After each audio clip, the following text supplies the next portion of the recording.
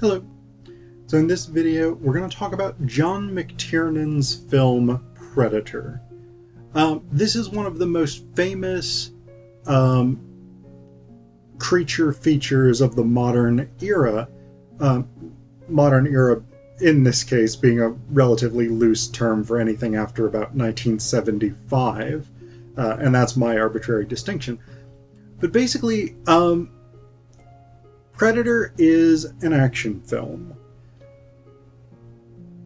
which you might at first glance think is fairly simple, that it's not doing anything especially interesting. And in fact, Predator is kind of a weird, somewhat bland film in a lot of ways, but I actually think it's doing something really interesting, or rather that it reveals something really interesting, which is a fundamental anxiety about masculinity in the late 1980s. So you have to remember, in the 70s and the 80s, you had second wave feminism, which was very much the break the glass ceiling, women in boardrooms of companies, women in the White House, women in the Senate and House of Representatives, etc., etc. Is very much, there's a lot of other things. I'm vastly oversimplifying second wave feminism here, but one of the key things of second wave feminism is breaking down the power structures that prevent women from being in positions of authority. And that produced a backlash. Every wave of feminism has produced a backlash, sometimes immediately, sometimes slightly later. But I think Predator is driven by this anxiety about feminism and the corresponding anxiety about the loss of masculinity. Now, let me prove this to you. So, the basic plot of the movie is fairly simple and almost stupid in its simplicity. You have a group of special forces operatives led by Arnold Schwarzenegger, who I guess are hostage extractors almost exclusively, because for some reason in their version of the military you get to decide which mission you want and don't want, which I don't think is how the actual military works, but set that aside. So they are sent into the jungles of some South American country. We don't find out which, and it doesn't really matter which because the actual people aren't important, to go get a cabinet minister whose helicopter has crashed. They go through the jungles. They get to where the guerrillas are based. They kill all of them, find out there was no cabinet member there. It was all about the CIA getting some data. They capture an insurgent, female insurgent. They start making their way back through the jungle, and they start getting killed off by an unknown force, which we find out is an alien hunter, basically, who sees via thermal scan the group of commandos basically try to defend themselves with various booby traps, grenades, claymore mines, etc., etc., strung to tripwires and things like this. They fire thousands and thousands of rounds, well more rounds than they could reasonably carry for a mission like this, into the jungle.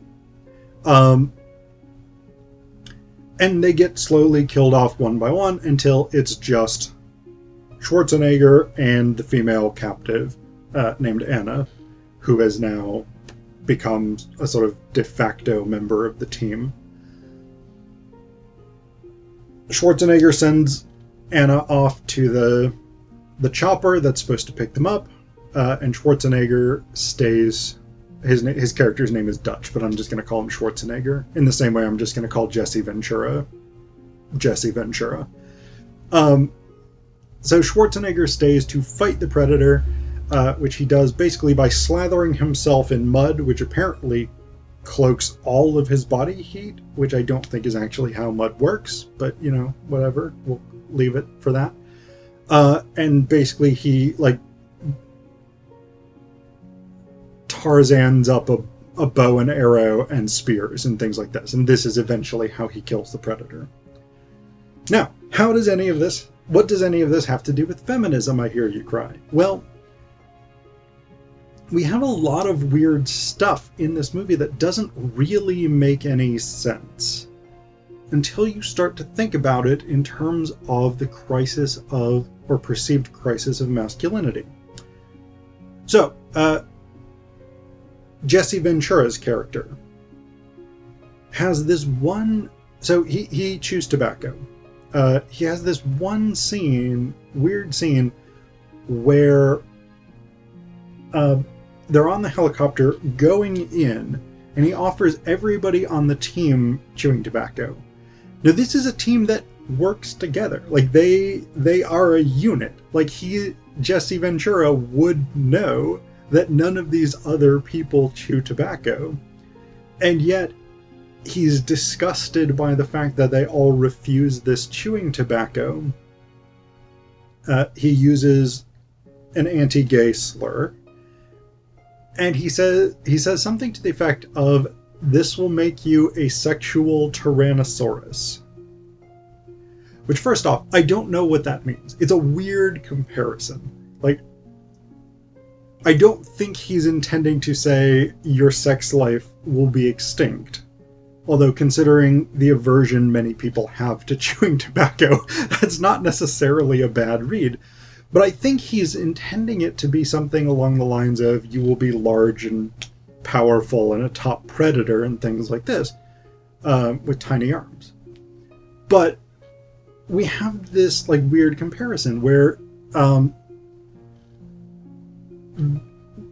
Ventura has to justify his habit that the rest of the team clearly finds distasteful by evoking sexual prowess. We don't ever actually... I mean, we have no idea from this film. For all we know, Jesse Ventura's character could be a virgin. Like, we have no evidence whatsoever beyond his claim that he has any sort of sex life. So, I mean, there's that.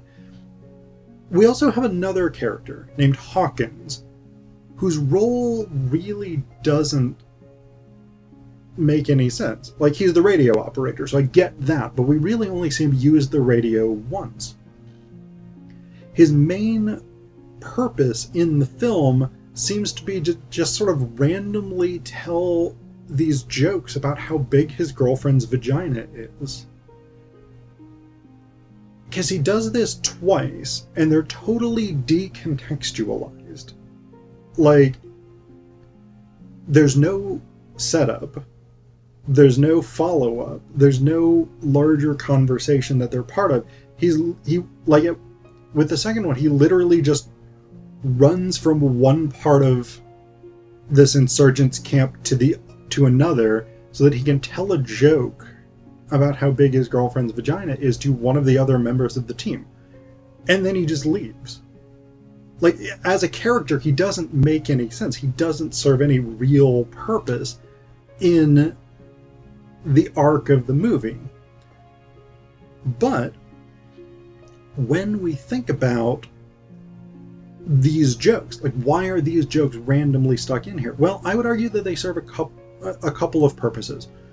One is, Hawkins is the smallest, the skinniest, the least muscular of the people on this team. He's also the only one with glasses.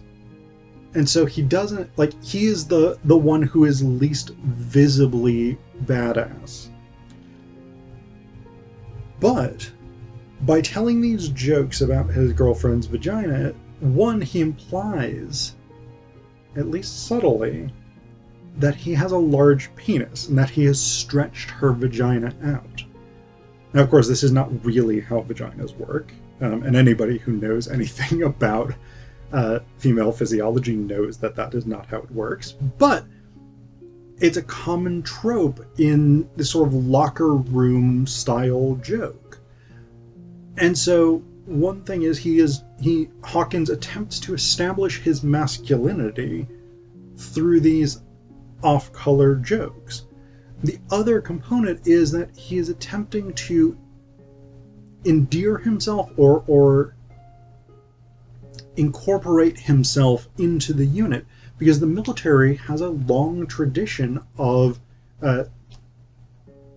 vulgar, sexually explicit, even sexually violent jokes, songs, etc., etc., that are meant to build camaraderie. And so Hawkins does this. Like, this is all that Hawkins does, really, in the film, other than get killed by the Predator. So we've got those two elements that are kind of inexplicable outside of anxiety about masculinity. But then we've also got more central components of the film. We take a character like Anna. She's an interesting figure because she also doesn't really need to be in the movie. I mean, she does at one point characterize, she gives a tiny bit of backstory about the Predator, basically just in the form of local people think it's a demon that occasionally comes to kill men. But Anna's an interesting figure because we first meet her as an insurgent, or as a guerrilla sneaking up on Arnold Schwarzenegger, who then basically punches her in the face and knocks her out. And Schwarzenegger, like, his face once he realizes he's just hit a woman, his face clearly says, "Oh, men don't hit women. I have done something wrong," even though she's an insurgent. So he has that sort of that tension there. But she starts out as enemy insurgent. Anna starts out as enemy insurgent, but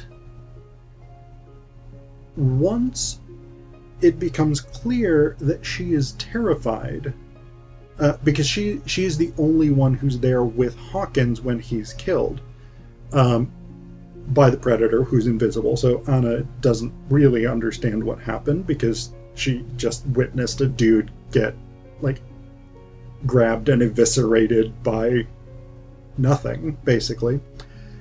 So she is now terrified. And it's at that moment when she is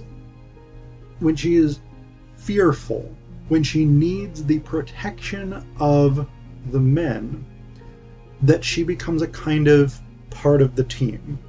Schwarzenegger cuts the zip ties that were binding her wrists, and she gets sort of put to work helping build their defenses, basically. So it's at the moment that she transitions from enemy combatant to damsel in distress that she becomes acceptable, that she becomes trustworthy or comprehensible. Because one of the interesting things is we have this insurgent guerrilla group, but we don't know what they want. There's no discussion whatsoever of the politics of this region, who they're fighting. They may very well be on the side of democracy against a dictatorial regime. We simply don't know, and the film never asks us to think about that. And so as guerrilla, she's incomprehensible. Her motives are inscrutable. But once she becomes damsel in distress, she becomes part of the team, because she's once again comprehensible within the patriarchal schema of the film. So there's that element of it. The other big element for me that says this is a film about masculinity is the direct one-on-one conflict between Schwarzenegger and the Predator. So Schwarzenegger loses all of his weapons, basically, except his knife. And this is toward the end of the movie. Everybody else has been killed off except Anna, who's been sent to the helicopters. Incidentally, why why U.S. military helicopters meant to evacuate a special forces team would pick up one female enemy guerrilla without any of the special forces guys doesn't make any sense. Like, I have to imagine that if that were real life and she showed up and was like, oh, take me on the helicopter, they'd be like, no, you're not the special forces guys that we're here to get. You were supposed to be their prisoner. We're not taking you. Like, that, I don't see how that really functions. But anyway, put that aside. So Schwarzenegger, by himself, in the forest, covered in mud, sets up all these booby traps, and he builds a bow and arrow, and he builds some spears. And so you have this moment, especially where, like, Schwarzenegger and the Predator are facing off, and you get these scenes of Schwarzenegger just, like, hunched over, climbing through rocks, spear at the ready, covered in mud. And you're like, this is a caveman. Like, they have really, really gone out of their way to be like, this is the most masculine that Arnold Schwarzenegger can be. He has abandoned all of the trappings of modernity and gone back to a sort of foundational masculinity that's rooted in violence, and that's rooted in self-reliance, that's rooted in individual strength, and that's somewhat primitive and barbaric. On the other hand, you have the Predator, who eventually, like, for most of the film, the Predator, we don't know if it's male or female. I think we don't even know if it has gender. It's an alien species that, again, is this sort of malignant, unknowable force that's completely incomprehensible. Its motives are unknown, and the film never really asks us to think about that beyond it's a hunter. Or more specifically, it is the demon that makes trophies of men, which is how Anna describes it. And she uses the word men very specifically, as opposed to people or humans or something like this. It is the demon that makes trophies of men. And by the late 80s, you had this rhetoric of feminazis. You had this rhetoric of feminists who emasculated men, who destroyed men in this unnatural, malignant, violent way. And of course, that had very little in relation to reality. I mean, there are people who are terrible, and that's true across the board. But feminism as such never really promoted that, though there are strands of feminism that move in that direction. But that came to be a very dominant media and pop culture image of feminism, that it is destructive, anti-male, and in some ways unknowable. So this is the Predator. I mean, it is destructive. It kills men specifically, and it does several times let Anna go without harming her. Schwarzenegger's theory in the film is that's because she's unarmed, and that's probably a good argument, but it's also worth noting she's the only woman in the entire movie. Maybe there's some extras who are women at the very beginning, but, like, she's the only woman who has any lines in the movie.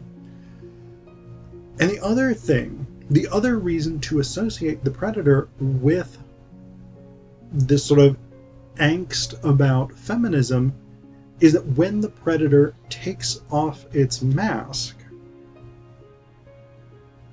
its face is the vagina dentata. So, I mean, you look, I'll put an image on the screen right here. You look at the face of the Predator with its laterally opening mouth. This is the toothed vagina, which is a folkloric terror associated with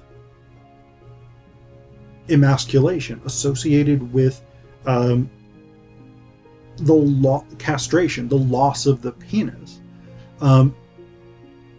The fact that the predator's mouth opens side to side puts it in stark contrast to a normal human mouth, but more aligned with the orientation of the vagina. And the fact that it has teeth makes it a source of terror, specifically a source of terror for men. So we have this unknowable, violent destroyer of men associated with the vagina dentata imagery. This is the anxiety about feminism. This is feminism coming to destroy men for reasons that are incomprehensible. And this is the anxiety that drives the movie.